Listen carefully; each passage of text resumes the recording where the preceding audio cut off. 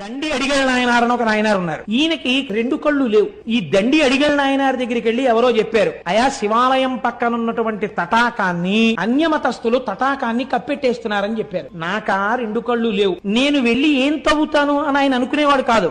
రాత్రి వాళ్ళు పని చేయరు కదా, వాళ్ళు ఎంత కప్పెట్టేశారో నేనంతా మళ్ళీ తవ్వేస్తానని ఈయన గుణపం పారా పట్టుకుని అందులో దిగిపోయేవాడు. వాళ్ళు కొన్ని వందల మంది కలిసి కప్పెట్టేవారు. ఈయన ఒక్కడు అంధుడు దిగేవాడు. దిగి పారతో వేసేసి అది ఎటు వేస్తున్నాడో కూడా తెలియదు ఆయన. పాపం తడుముకుంటూ వెళ్లి పైన వేసేసి నేను మళ్ళీ శివుడికి తటాకం తవ్వేస్తానని అనేవాడు. ఒక రోజు తెల్లవారిపోయిందని తెలుస్తుందా? తెలియదు ఆయనకు. అంధుడు. అన్యమతస్థులు వచ్చేసారు. వచ్చేసి చూశాడు. హోరి గుడ్డివాడా, అంధుడా, మేము కప్పెట్టే తటాకాన్ని నువ్వు తవ్వగలిగిన మొనగాడివా?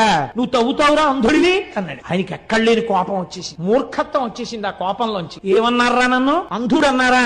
మా స్వామే కనుక ఉన్నది నిజమైతే ఇవాళ రాత్రి మళ్ళీ నేను తటాకం తవ్వడానికి వస్తాను కదా, నా కళ్ళు